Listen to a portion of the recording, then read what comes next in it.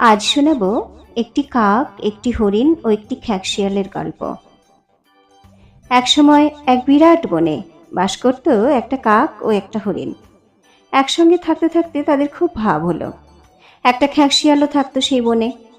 খ্যাঁকশিয়ালটি হরিণের মাংস খাওয়ার লোভে তাদের কাছে এসে মিষ্টি করে বলল, দেখো ভাই, আমরা একই বনে পাশাপাশি বাস করি, কিন্তু তোমাদের সঙ্গে এখনো আমার বন্ধুত্ব হলো না। তাই আমার খুব ইচ্ছা তোমরা আমাকে তোমাদের বন্ধু করে নাও।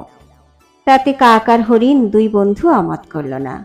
একদিন খ্যাঁকশিয়ালটি হরিণকে লোভ দেখিয়ে বলল, জানো বন্ধু, কিছু দূরে একটা ফসলের ক্ষেত আছে, আর সেই ক্ষেতে সব ফসল পেকে সোনা রং ধরেছে।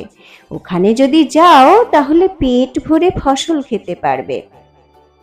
হরিণটি লোভে পড়ে তার কথা রাজি হলো, আর খ্যাঁকশিয়ালের সঙ্গে সেই খেতে যেতে আরম্ভ করলো।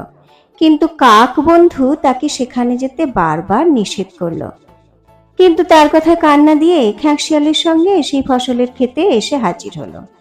এদিকে সেই ফসল ক্ষেতের মালিক সেই ক্ষেতে একটা ফাঁদ পেতে রেখেছিল। এত ফসল দেখে হরিণ আর নিজেকে সামলাতে পারল না, ছুটে গেল ফসলের দিকে, আর সঙ্গে সঙ্গে আটকা পড়ল ফাঁদে।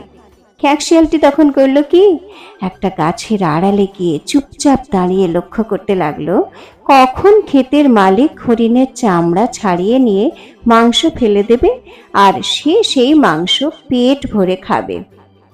ওদিকে হরিণকে অনেকক্ষণ পরেও ফিরে আসতে না দেখে কাক বেরোলো তার খোঁজে। খুঁজতে খুঁজতে এলো সেই ফসলের ক্ষেতের কাছে, আর বন্ধু হরিণের বিপদ বুঝে তাকে পরামর্শ দিল হাত পা ছড়িয়ে মরার মতো পড়ে থাকতে। একটু পরে ক্ষেতের মালিক সেখানে এসে হরিণকে ওইভাবে মরে পড়ে থাকতে দেখলো, আর জালটাকে যেই মাত্র গুটিয়ে ফেললো, হরিণ তীর বেগে দৌড়ে সেখান থেকে পালিয়ে গেল। এই গল্পের থেকে আমরা শিখলাম, দুষ্টের ছলের কথায় কখনো কান দিতে নেই।